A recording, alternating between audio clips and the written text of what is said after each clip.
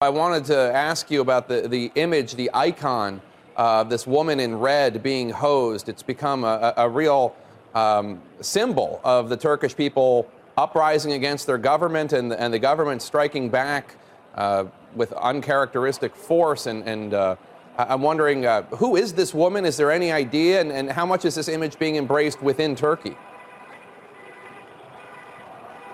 Well, it's become extremely important to protesters around here. Very little is known about her, but it's simply the innocence of her standing there in that red dress, carrying a bag, totally no threat to the police near her. That's begun to epitomise the heavy-handed tactics of the past days here. I've seen myself very young protesters simply gathering to express their discontent. As soon as they get into a large group in the past few days, tear gas was fired at them.